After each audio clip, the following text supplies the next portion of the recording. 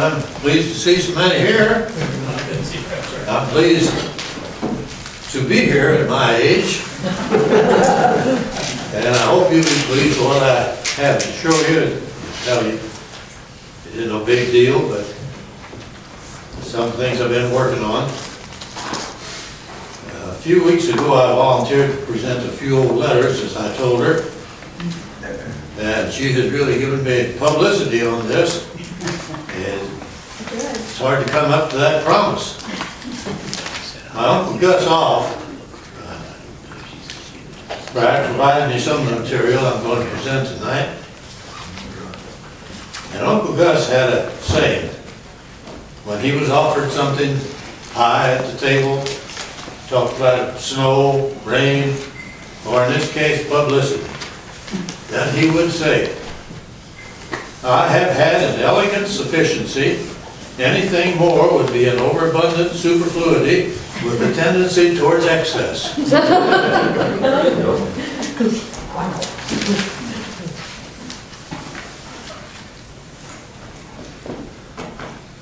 First thing I have to pass around, you think? Pass around? You could leave them up on the table till you get done, and then they can look at them up there. Well, okay. She doesn't want me to pass this around. Okay.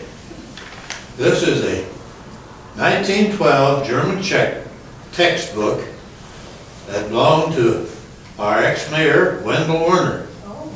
Wendell was a 1912 freshman in the Tell City High School at Franklin, over here, who liked to doodle on the cover pages.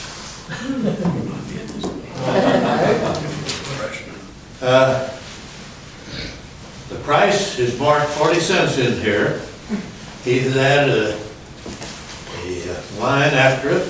He says, ain't worth 2 cents. You can look over that when you get to it. Mary Olive Thrasher, my cousin, that donated me a carbon copy typed by her father, Gus. It is titled The Early Days of the Tell City High School and was presented by Gus to the parent teachers in 1943. Time prevents me from reading it all. It gets down to get good detail, which he was always good at.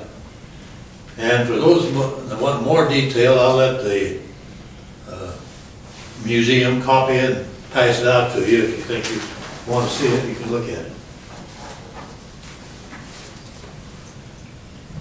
This seems to be a case of age before beauty. I have been called upon to give you a little information about the early days of our high school because I am the oldest graduate living in Tell City of the class of 1906, the second class to graduate from Tell City High School. It would seem that something of interest is a comparison between the two then and now. But before I start on this report, let me refer to a story I heard back in those days. It's about a Scotch church deacon whose duty it was on Sunday morning to meet and welcome a substitute minister who was coming to conduct church services in the absence of the regular minister. After the formalities of meeting and greeting were over, the deacon's first question was, "Do you have your sermon written?" "Yes," was the minister's reply, reaching into his pocket and bringing forth some papers. "I have it right here." "But why do you ask?" "Well," the deacon said, "if a man has his sermon written, when he gets to the end of it, he'll quit. But if he doesn't have it written, the good Lord himself doesn't know when he'll quit." Now, if there are any ministers present, this story is not about a reflection on them. It dates back before their time.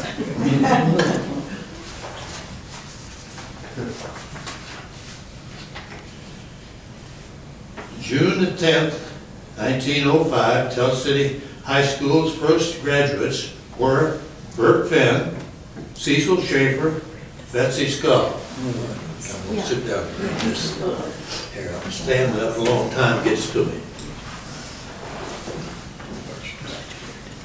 In addition to the 3 graduates mentioned, the program lists the number Members of the school board, George Cressman, president, Eugene Hauenstein, secretary.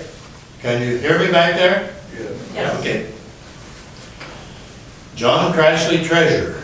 It also gives the names of the two instructors, Chris Newman, superintendent, J.H. Whitmarsh, principal. An interesting feature of the program is that each graduate took part in exercises with a recitation, and in addition there was an imported speaker, Professor Camp of the state Norman. Iowa can, still in my imagination, see him step forward and announce his subject. This is quite a title. Progress, man's distinctive mark alone, not God's. He is, not beasts, they are, but man, he partly is, and wholly hopes to be. Probably the reason I remember it so well is that the following year our class went to the Candleton commencement, which was 2 weeks earlier than ours, and they trotted out the same speaker who announced the same subject, then proceeded to deliver the same lecture in the same eloquent way. This brings me up to the time of my graduation, June the 8th, 1906. This too was a class of 3, consisting of Lydia Engelbrecht, Mildred Inger, and me. Naturally, we were all interested in our own experiences, so I have more information about the year 1905 and 6. There were a total of 37 students who took up 2 rooms in the old North School. The North School is built exactly where the Newman is now, but it wasn't as big a school. There were no activities, baseball, band, basketball, football, nothing. That came later. Now, in order to avoid the long list of names, 37 names, and dates, and class names, I'm going to let our museum copy this document for those who are interested in the names of the 37 students, the list of the classes they took, and some other data. Now, who wrote that? Al, you said it was Alf? My uncle Gus Alf, Mary Thrasher. You remember Nancy Alf? Yeah, she taught high school. When we went. Right, with you and Lincoln. Well, you know, Lincoln had already graduated.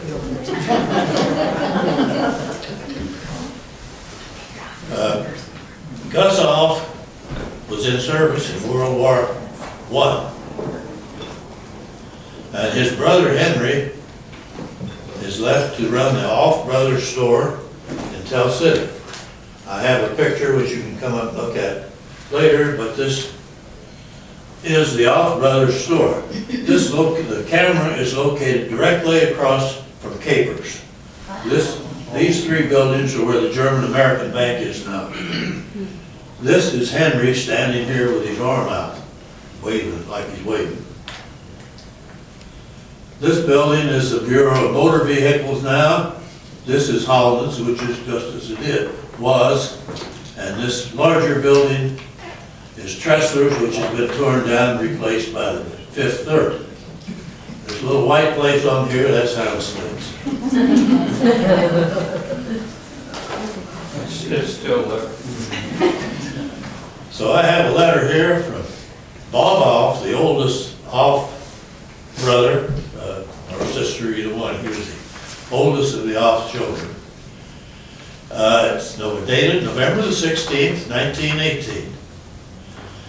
And Gus is in service down in Alabama, I believe. At least he's a clerk in a camp. He was an educated man and capable. If there's anything I am particularly good at, and I don't know it, if there's one thing that I'm particularly bad at, it's letter writing. Just now I haven't an excuse left. Not even the old standby, too busy. The report last Thursday, a week ago, was that the armistice had begun, and we got the news here about 12:30. Noon whistles were blown, and shortly after, the men and women wanted to get off to celebrate. Bob was manager of the Tell City Furniture Factory, floor foreman. He wasn't the factory manager, factory workers manager. There was no one about the factory who could say no to this. And the throne was started by the crew from the factory to parade and celebrate. They were joined by the Haim Company, Lee Hare, Joe Muschke, both approved, and everybody up there joined in. Of course, we got the news before it was all over that it was a fake. Well, it seems that some never got to hear the news that it was a fake and kept on celebrating. And others there who would not believe that it was false news and kept right on celebrating. And then there were a good many, like myself, who said, since we have started to celebrate, let's celebrate. The worst that can be said of it would be, as Billy France, on another occasion, said, "Boys, you're too previous." When on last Monday we got the real news and everybody had it satisfied that it's sure enough so, the real celebration began. After dinner there was a parade, and some parade it was. Tell City has had more elaborate parades in the way of floats, etc. But for a real parade, people marching, there was never anything like it. Ask who was in the parade. Answer, everybody. Regards to the flu, which was bad in World War I. It's a thing of the past here, but for a time it was quite serious. And for a short time, it was, when it was serious, it was worst. I think half of our men and girls were missing from the factory. What made it so bad, when one member of a family took it, soon all had it. Take our neighbor, Charlie Fisher. The whole family was down, but the old lady, Miss Ormery, did not take it, and she took care of all. Take a case like Morris, the man who started last spring to take care of Brother Henry's farm. It seems the entire family took the flu. His wife developed pneumonia, then had a miscarriage, and then she died. A number of small children died to the flu, and it seems in every case pneumonia was the last thing they had. I was fortunate not to take it, but from those who had it, I call it the real thing. And they all claim if you had the flu and didn't feel real bad, you didn't have the flu, you only had a cold. Now that the war is over, or practically over, everybody is figuring out when will the boys come home. When a fellow ain't a prophet, or the son of a prophet, he can only do a little guessing. Now in this entire war, I have been a mighty poor guesser.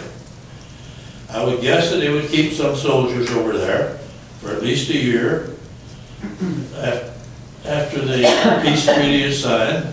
But what the hell is the use to guess? You're in the army and make the best of it. Learn what you can, and if they keep you over the winter, they will surely turn loose for spring. Let us hope in the meantime, take good care of yourself, write me a letter of your army life, and in return I'll promise not to write so long. Your brother Bob.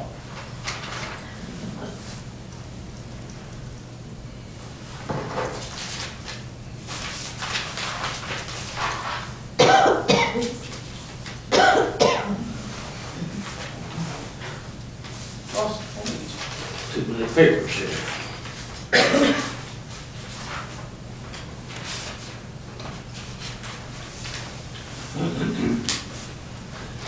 After World War II ended, Gus came home and found work at the chair factory office. When he retired, he had been in the office manager job for many years. Gus learned to add and figure before the adding machines were invented. Gene Freewall told me he worked for him, and he said, when they had a large column of figures, a page full, in the many thousands of dollars, Gus would start at the top. I remember that. The top of the next column. And tens of thousands, he'd add them up. They'd be written out. Said they'd add it up and it'd be right. Frank Clemens began work at the chair factory after World War II. He was in the office too. I was talking to him one time. Frank was a tall, slim man, a small, slim man. He wasn't very tall. Weighed less than 150 pounds in his young days. Gus was 6'2", waist 42, shirt size 17 with 36-inch length sleeves. Frank and I talked about Gus's dry humor. He did have a dry humor. And Frank told me this story. One day he had come into work after Christmas, and they all gathered. They wore suits those days, and when they went time to work, the whistle blew, and they took off their coats and hung it on a coat rack, and sat down, and he looked. And Gus had on a new tie. He said, "That's a nice tie you got there. It goes well with your shirt." Gus looked at him, said, "Real serious? You like it?" He said, "Yeah, it's nice." Gus buttoned his tie, took his tie off, and laid it on the desk. And Frank said, "Well, I was just an underling. I had to do. I could see what was coming. I had took my tie off and laid it down too." Gus continued, and buttoned his shirt, laid it down on the counter. Frank unbuttoned his, laid it down on the desk.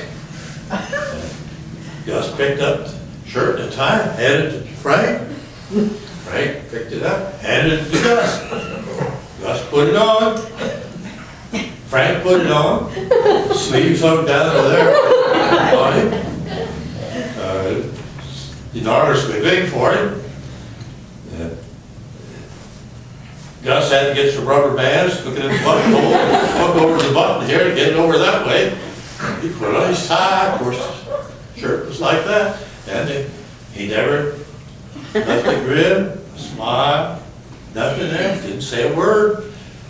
Went and sat down and rested. They both went to work. They worked all day. Frank said, "I'll bet that cost the company several $1,000s. There was half the people in the factory found an excuse to come down and see us at work. They lost all kind of money."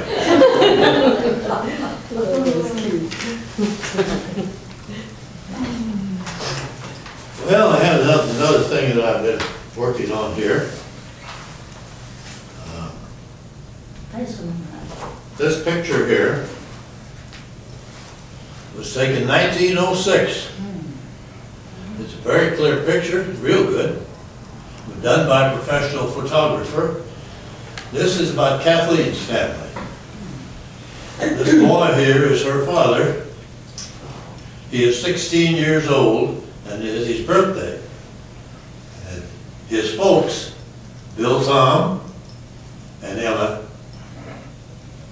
have gone and bought him, they bought both boys a pony, a Western pony they called it.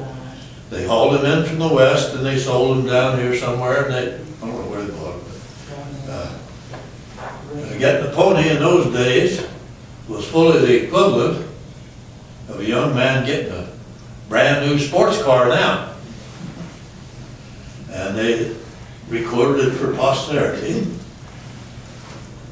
To take close notice of it. This is their house, wood shingles. It's a one, you can't see it right behind all the shrubbery. It's a one-room log cabin, 19 by 17. This building here is the chicken shed, or this is another shed. It's not part of the house. They had a big party for the boys that night.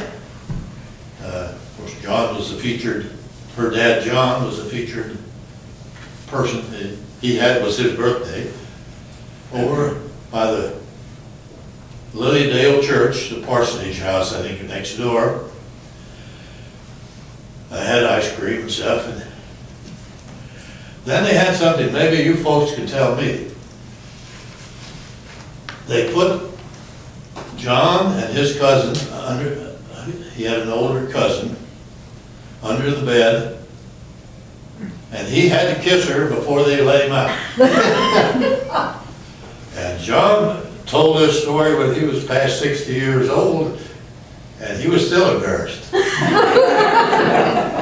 What, if this was done, I have pictures of multiple people under beds. It's a common thing. I don't know what was it? Anybody know the significance?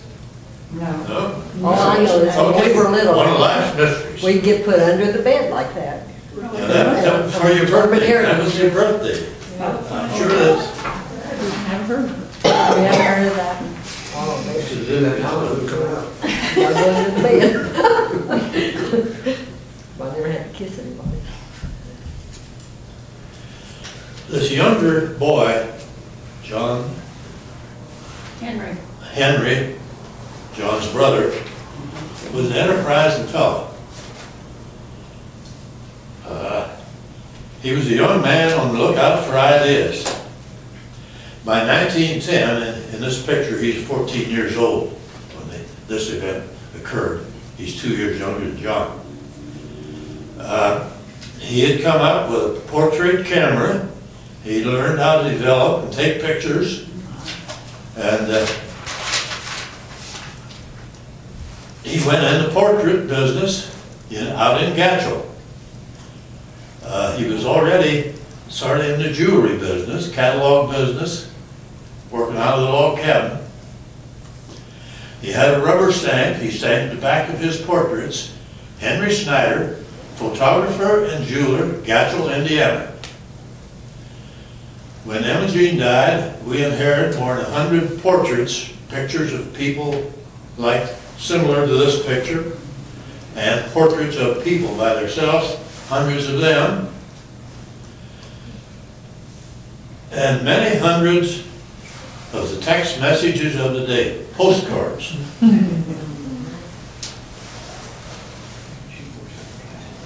Like this picture. This is a postcard here. I run this out and run that through the computer. Printed the front and the back of it out there. And this is a picture of Franklin School. Of course, you can all tell that. The church steeples are over here. The library has not been built. This is the funeral home across the street. It's visible on that picture. This is a picture of Edith Ite,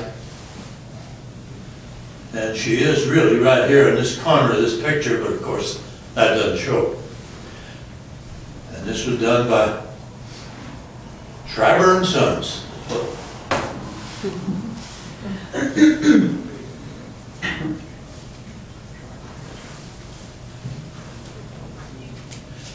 All these pictures and cards that I have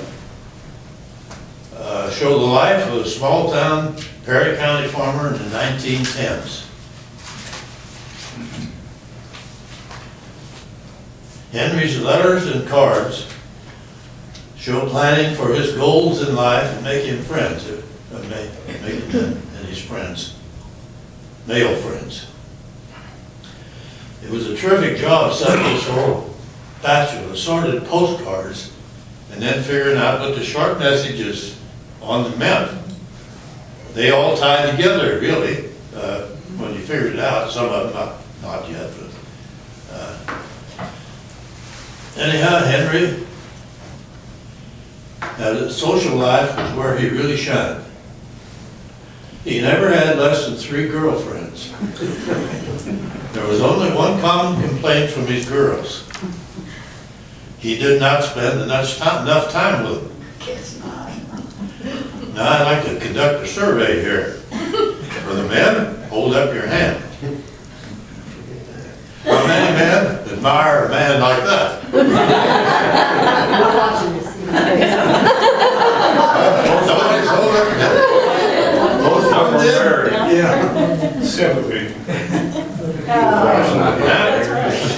Now for equal time. How many ladies admire a man like that? Not many. No? Yeah. Henry got along all right. Survived.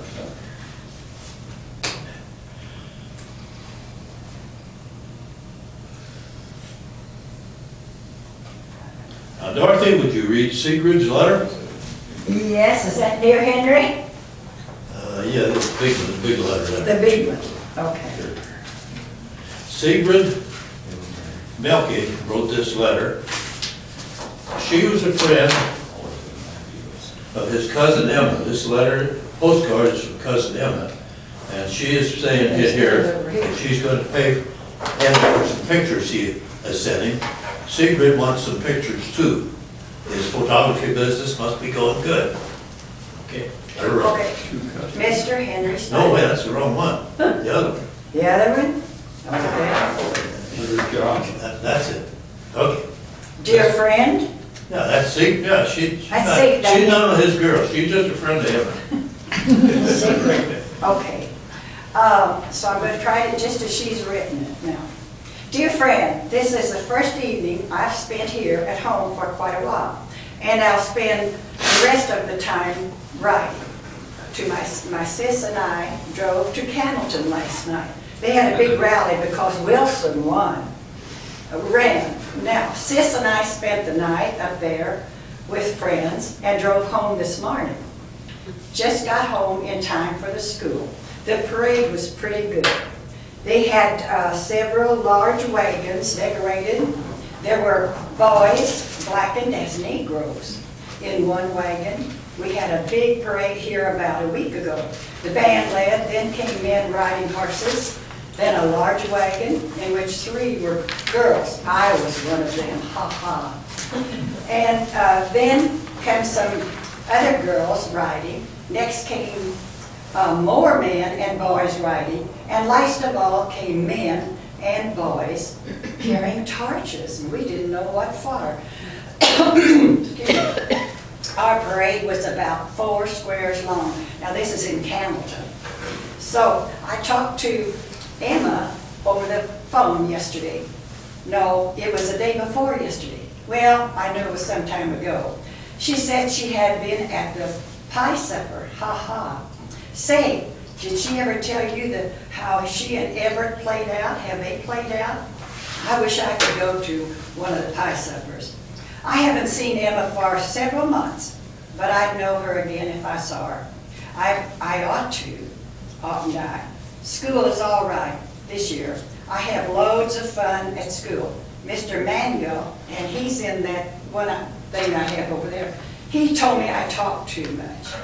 So, but I saw her and just wait a minute now. This year, I have loads of fun at school. Now then, he said, you talk too much. I told him I didn't either. He laughed and said he was ashamed of me for talking so much. Ha ha. That means she's laughing. So that's where the ha-has are on here. But oh, sometimes I have met over, and that's some of that sometime. Have you met one, shall I say, and many nice girls of a school at Richmond? Oh, I suppose there are plenty up there. One of my friends, Elizabeth, died last week. Excuse me. She was an only child and was about my age. She has been sick for some time, but nobody expected for her to die so soon. It was on the evening that they had the parade here. Why, my goodness, she watched it from the glass from her window, went back to bed, and about 2 hours later, she died. 12 of us girls took the part of Flower Girls. Now, the Flower Girls, when you went to a funeral, in those days you walked to the funeral, and then the Flower Girls were her friends, and they would throw flowers as the parade went by. I know because I was one for a Marilyn Labar. So that's what they did. And so that she died, but we were Flower Girls. Do you still like Richmond? And did the presidential election suit you? It was surely suited me. Ha ha. Do you ever hear from Everett? Please tell him to send me a card. If you hear from him. And when he was off a whole last year and sent me one, and I never did answer, I really feel ashamed of myself. But it's too late now. I guess he is pretty good of opinion of me. I saw your brother John in town several weeks ago. And at last, at least someone that looked like John. I don't know for sure if it was him, but I'm sure it was him. Well, I must close as I must go to the store. As ever, Sigrid. That was Gillette. Sigrid writes a Gabby letter, all right. A lot of information in it, yeah. She would say ha-ha different times, yeah. If I missed it, what was the date on the letter, or when was it written? Oh, I'm sorry. No, Jeff City, Indiana, November the 22nd, 1912. Well, I have one more, you'll be doing it away a while. Yes, well, it'll just take, it'll answer some questions and then you go to that one. Okay. If you have any questions, why, let me know. And it's all This handwritten. picture here shows Elizabeth Height, the lady who lived, the girl that lived in the Height house. The Heights were wealthy people. Father and mother are sitting on a porch there. She's driving a Bush car. Driving what kind of car? Bush. Never heard of it. Bush. that might, Now, this is the Henry he was talking about, because this is kind of a love letter. And it was May the 20th, 1913, Chelsea City, Route 1, Mr. Henry Snyder. She has a pretty little thing in here all at different times. And it, dearest Henry, so that's where she's referring back to. So I'm going to have to take these pages at a time. They're kind of big here. Okay, dearest Henry, this morning finds me alone. I thought under circumstances I would find no better pleasure than to write to you. I can always pass this time away easily if I'm writing to you, and it's underlined. Then, especially you. How are you? I suppose okay. Though I saw you pass going to town, I hope you think of me while you are eating ice cream. Tell me if you did or not, ha ha. When you answered this Wednesday, I took Frankie Malone downtown with me while we were eating ice cream. I wish then it was you I was eating, and not eating ice cream with you and not him. But of course it was not possible. Well, I'm not feeling good at all today. I intended to wash, but put that off until tomorrow. I won't ever. Oh, I went over to Smith's yesterday. I got over there at 7:30 a.m. Started from home at 6:15. So what did she go in a horse and Walk. wagon? Oh, she walked. Okay. Says she did. I thought that was traveling some. I stopped on the road once, and that was like I was laying, and that was when I was laying in the creek. Down this side of the road, of the Josh Colches's, I missed the road.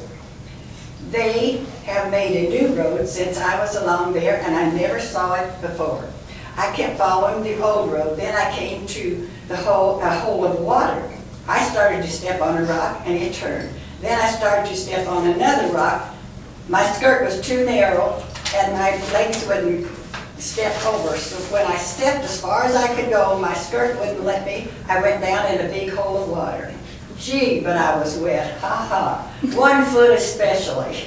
I thought how funny it is. It would have been if you would have seen me. I was not in the water very long. I was up as soon as and was on my way up the hill. When you read this, you should not laugh too hard, ha ha. Although I laugh the rest of the way. We got more. Over there, now I can't read that. But when I came home, what do you suppose I found? Well, it was a letter, and who do you suppose it was from? It was from him. Mike. Such a letter I never read before. He wrote 4 pages, then sent me a long, sweet anise root, a piece of yellow root, a 4-leaf clover, and votes, which was good for 2 kisses. I wonder what he meant by the last one. 5. Here's my 6. Okay. Votes for kisses, I haven't heard of that before. Well, I don't know unless he thought I would give them to you. He might know they would not do him any good. But if you think it is necessary, I will give you one or both of the votes. Then you may use them when and as many times as you like, ha ha. What do you think of me anyway? Well, I sort of mean it. I suppose you want some of the roots. To be sure, I will save them. You may read the letter also if you wish. He wrote the letter Sunday evening and then took it to Lily Dale, the post office there, to send it. He said he did not want you to know he wrote it. Therefore, you need not tell him that I told you. Ha ha. Is a funny fellow, isn't he? I suppose you will attend Sunday school Sunday. I intend to go with you if nothing happens, more than I know of now. You talk of writing the date on your last letter wrong. You take special notice to the way I had in mind. You will find this kind of a line under it. That's that very thing, I love you. This is no mistake, only I want to call your mind to it. I thought maybe you would not notice it, so I mean all of it. I think all I have in this letter. Well, Henry, I will have to close and go feed the chickens. I have been left to keep house today all alone. I was sewing before I started to write. I was not sewing for myself and you, but I hope sometime in the future I will be sewing for you. That's a love letter. Thank you, Al. Thank you, Dorothy. That's one thing that those pictures we have of those people, there is hardly a fat one in there. There's hardly a pound on it. I gave Lawrence Kelly a picture of, is he going? A picture of two boys that were heavy. They were the only two that they were small boys, but they were chubby. But they were the only people out of hundreds that had a pound or two of weight extra on them. The rest of them were all slim, like this girl. She walked an hour and a quarter. They worked down a little old country lane someplace. I'm not sure just where, somewhere around Gatchel, but I don't know where. And the sentence where she says, he went to Lily Dale, I should have explained that. Lily Dale Post Office is in Crawford County. Really? Gatchel? Yeah, Crawford County, across the Perry County line. It's on Deer Creek. It's on Isn't different. it? No, it's not.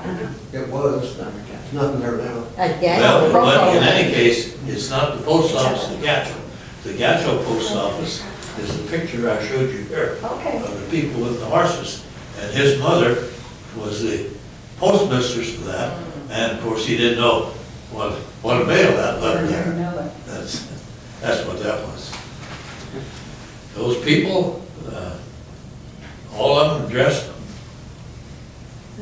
they didn't dress in a pair of overalls.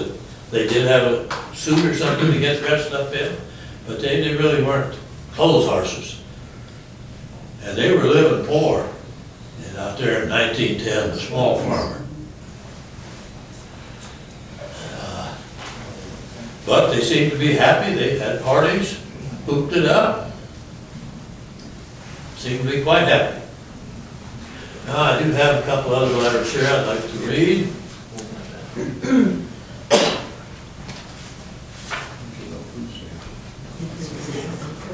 So just one letter I'm going to read. This letter is from Kathleen's grandfather, not to Kathleen's grandfather, from his daughter who lives down in Chandler, Indiana. This is to show you things stay a lot the same. November the 8th, 1936. Dear brother and family, all us Republicans was snowed under again. Don't you think that is plain awful? O-F-F-E-L. What can the American people be thinking anyhow? As Old Abe said in his Gettysburg Address, guess what this Government was made for the people, by the people, not for one man, dictatorship like we have it now.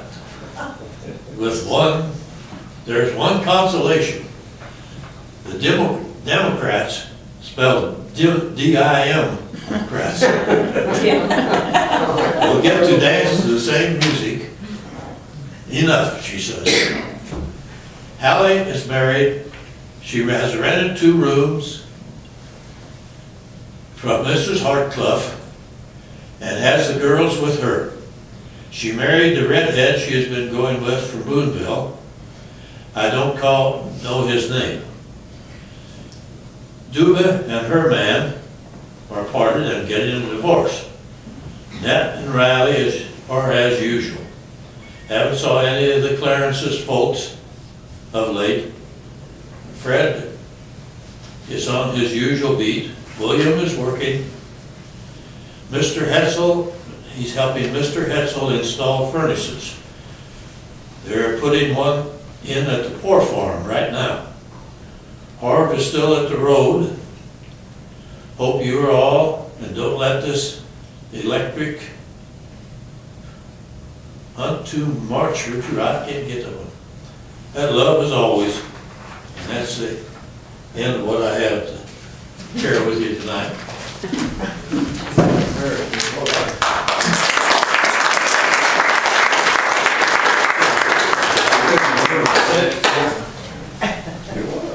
That's pretty bold with the horse and 36. Well, that's for sure. All right, we'll break for refreshments in about 10 or 15 minutes, and then we'll start the meeting. There are copies of the agenda over here on the little table.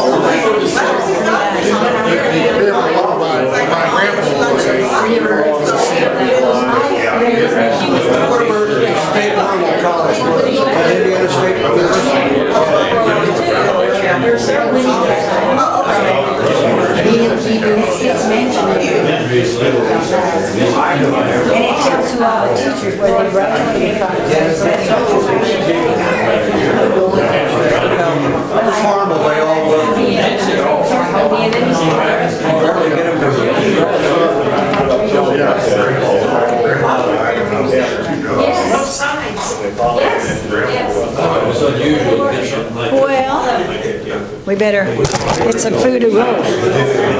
How you doing? That was fun about it. Oh, there's some of them.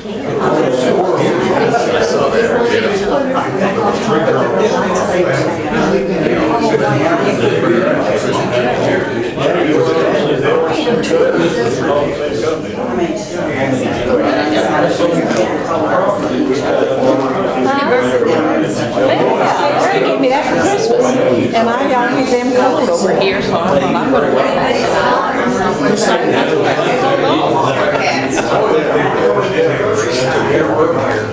Well,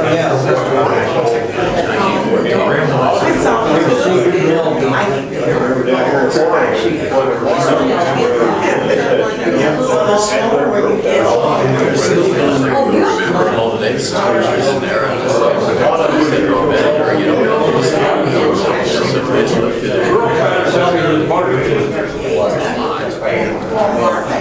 and my dad got his. I'm assuming that's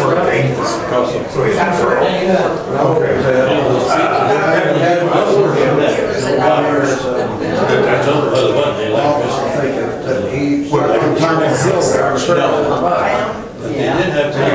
Starts down the hill and breaks down.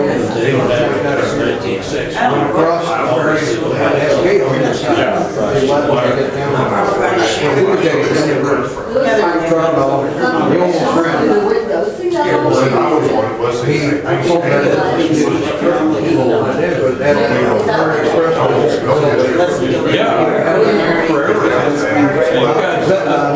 There's up there before about 92 years. Oh, did it? I can think of his name, Jim Bettay. Oh, is that right? Jim Bettay drove across the river.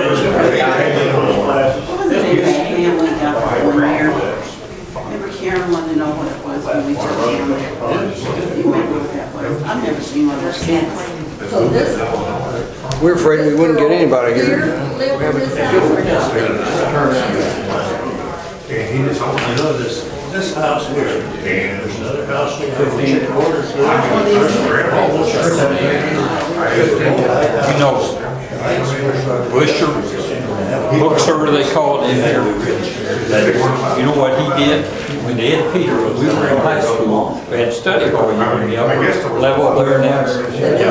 Well, we were in there and that, and all at once this thing come whizzes by there, and Ed flew his plane between the flagpole and the high school. I've heard Mom tell that story. Children over there, and the windows, he was gone there and that, and somebody got his number and turned him in, and he almost got court-martialed out of it. My goodness. But Go out and look at that. see how close it is, and he had to tilt to make it. Pretty confident, wasn't he? Yes, he was. Said he was a heck of a pilot, and I said he had to do to try that. Yeah, he's still alive. I know. That's real old. Well, there's an old saying, you know, I got my pilots. They said there's old pilots and there's bold pilots, but there's very few old bold pilots. Yeah, I've heard that before. That's absolutely true.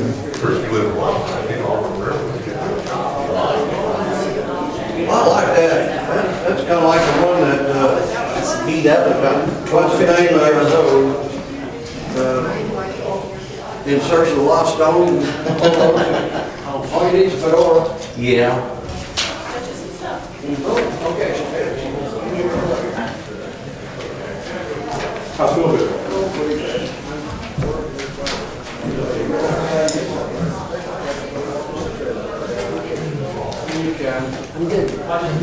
Couldn't be better. Unless I was warm. Joe, you're Catholic. What's the saying for St. Anthony on there? Something valuable has been lost. Something that is around that has been lost. Please help us so it can be found or something. It rhymes, but I'm not sure what it is. It's a real sharp saying. And I can't find anybody knows what that is. No, I'm sorry, I don't know. You typed it into your computer and had it come up. You did. I did? Okay. Good enough. All right, no, sorry.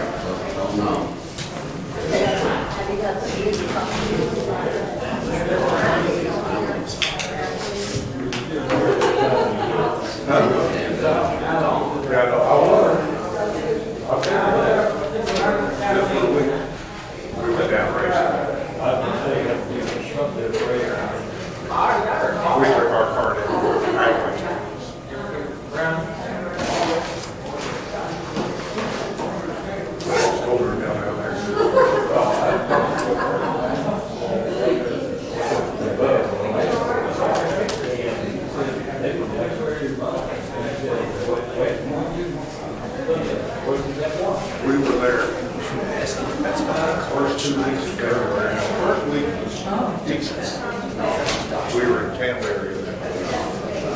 And second, we raced outside the car. And that week, it was down to 20. We froze on lots of windy, rainy.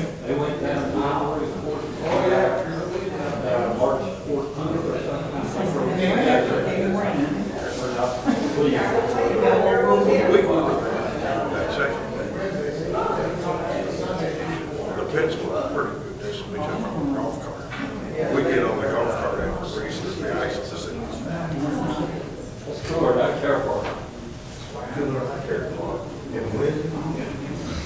We got right there. It's always so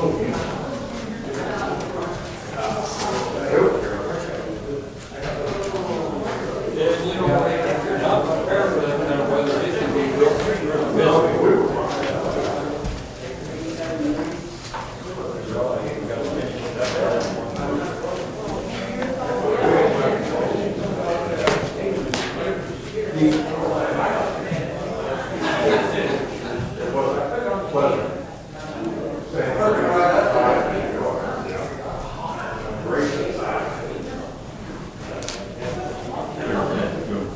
Thank you. We'll want to file that here. Yeah, I would think so. Somebody gotta understand the dates. Dates. Yeah. Thank you. On the 05, 06. Yeah, And the information, all the information I've ever seen is 1912 was the first graduation class. You're going to take your class. I don't understand Thank you. This is why I had coffee. that in my head. Right there in the ramble. Do you want to hold it there for a second till you sit down? Thanks, Mary. I'm not going to. No, that's my name, that's my Place name, that's my after good my hand right place, there. I need to shift. Took it back easier. I had my head, it was 12, why the hell I got it there, I don't know. Well, when did it move into this? She's, Whenever Newman was built, probably. she's the only one like you. Yeah. For some reason, I had 11 and 12 in there somehow, and I did not know when I did it all. She's stronger or something. Let's see, Franklin was built in 1919. I think it's, no, this building was, this is the library.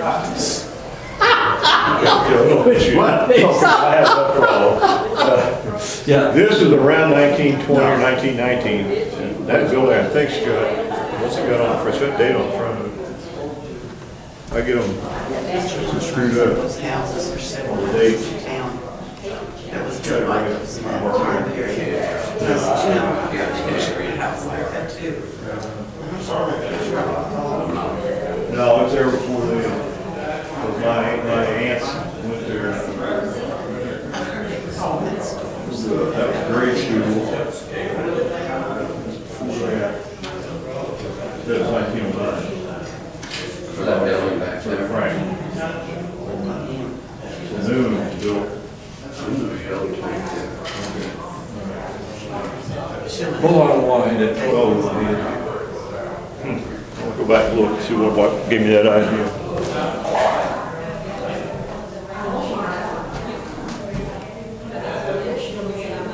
What's in that book, Joe? What's that?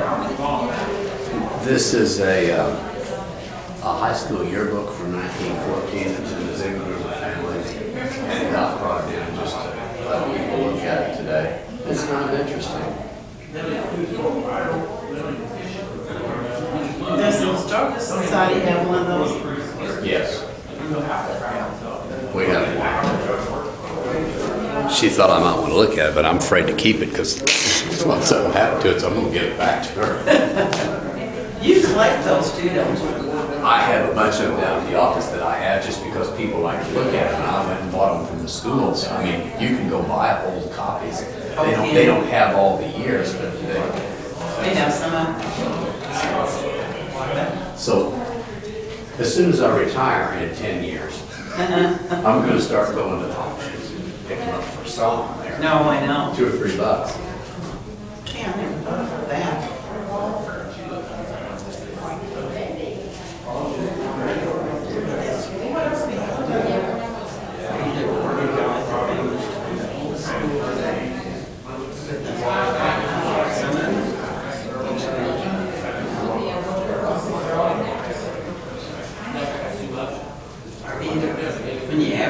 in them. When you advertise in them, you get free book.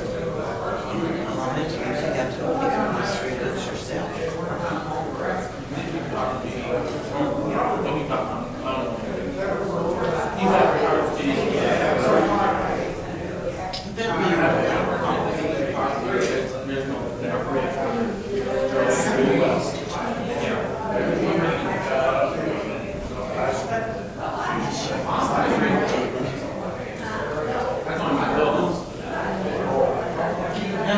When was that? 1800s?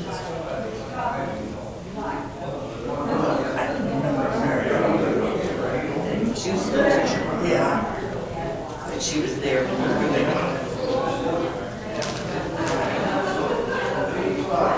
That's hi, how you doing? How's it going? There's one here.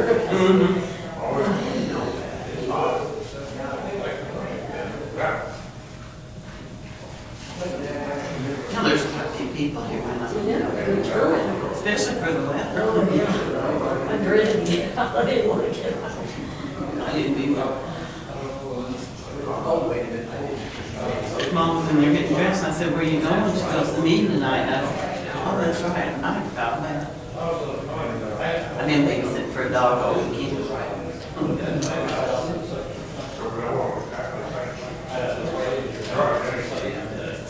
Every time I turned around, she was kind of growling at me. And she wants to go outside, and she'll hide her leg and just pee a little bit.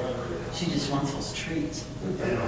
Yeah, our dog's like that. Every time he goes out, he expects, when he comes back in, he expects a treat. I told him, I said, I don't make you worry every time.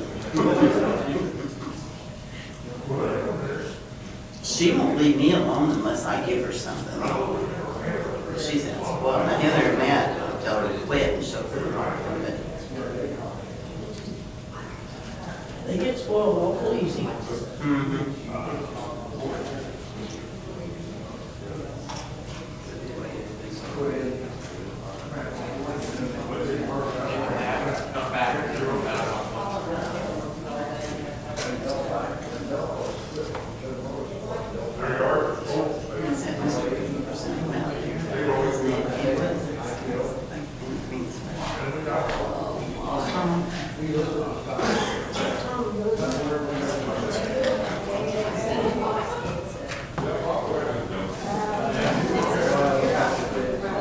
So good job to Helen.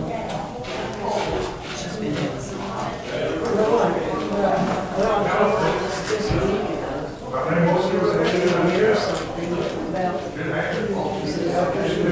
She still had one from Saturday. And I think Royce was in the other day and he said they got some names and he's going to start going in that direction.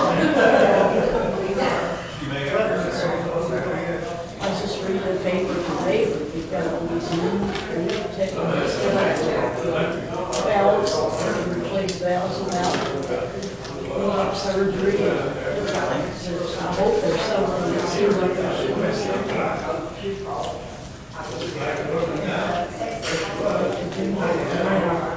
She might just need repair instead of a hoe. Does she need a hoe complete one or does she just need repair? Or does she even know yet?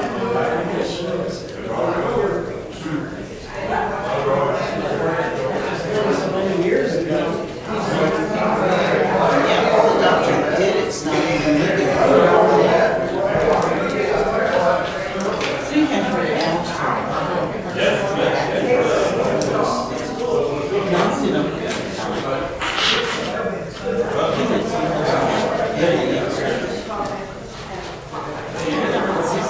I guess we'll give this to Judy. You're welcome. I guess we'll give this to Judy and some help with mouse. Bring it out. So there's just new stuff right there on the city. A lot of times, we've got ones like that where somebody did a program and so it's like, the carbon paper.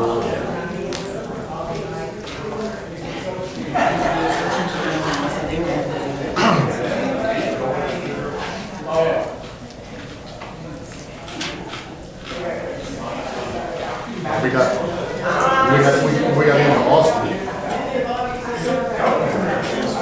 It was outside of Hauenstein, get a cab to go to Brandon's. Couldn't have seven there. We went the first one, I go out home. When the transmission was really acting up in this car. This was explained to me later, because south by southwest was going on, all the taxis were in that area.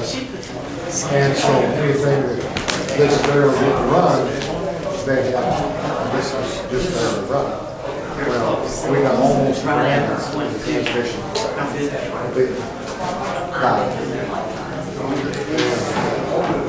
We were on a 4-lane. Oh my God. Oh, you're all right. There was no place to park, I mean, it was 4 lanes back there. It's 1.7 miles from Venice. And had a stoplight. And we sat there, he kept driving, step on the gas like he was doing before, and then transmission would finally catch, but it wasn't catching it. And we must have been at 10 or 15 minutes of finally stopping. Well, no, he had a problem. The taxi driver said, no. He was in the back going like this. And he said, you got somebody in there? And he said, well, yeah. So he pulled around, pulled behind us, and turned the lights on, so nobody ran into the rear end of us. He had tried to get another taxi cab to come in. There weren't any available. He couldn't even get a record. Cop called another policeman. The policeman pushed the car around the corner up into the parking lot. And then the cop gave us a ride to Brandon's house. Which, unlike the police cars I would have been in, this one had a fiberglass back seat. I guess that's so it can... They clean them up. Yeah. You can't tear them up. Yeah, they get a lot of people there a little sick too. Yeah, right, which is really, really comfortable. So, you know, here we finally roll in at, 1:15 or something like that. And instead of, the police bringing your kids home, why it was the other way around. We're bringing parents home to the kids in the back of the police car. That's quite a story. It was an experience. But it didn't cost us anything. I told the cop, I said, well, I guess I'll pay for part of the trip that I got. And he said, I don't think you owe me anything. Like he was talking about.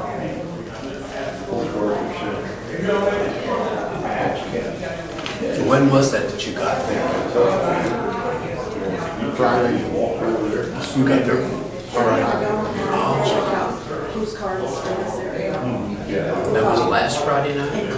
Well, we were down there like 10 days. Oh, so that was the Friday before we got there then? We were down there the same time. People are about studying. Yeah.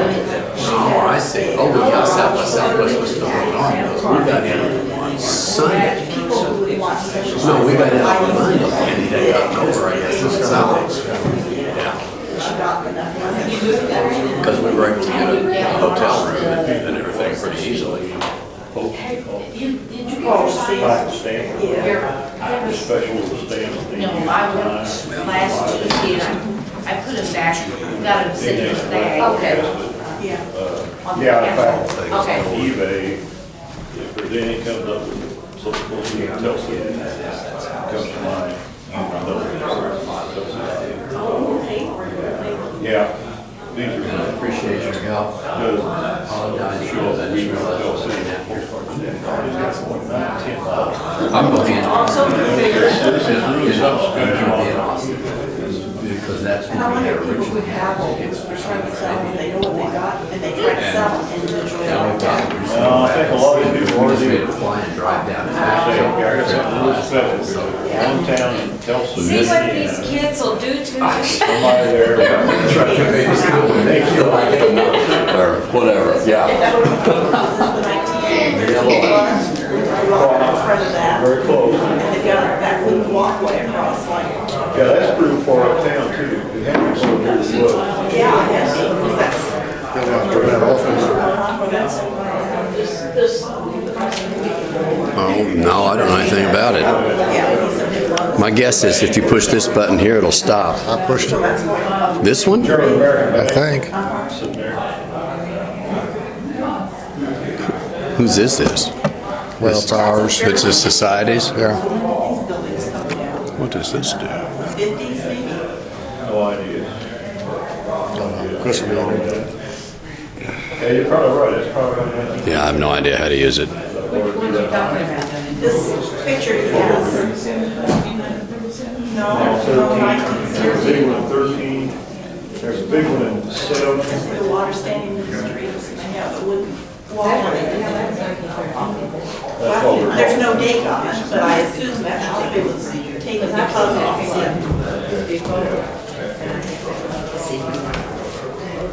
1913. Oh, no, she said something about the Fresher building, the Fresher building is in there. That was really smart.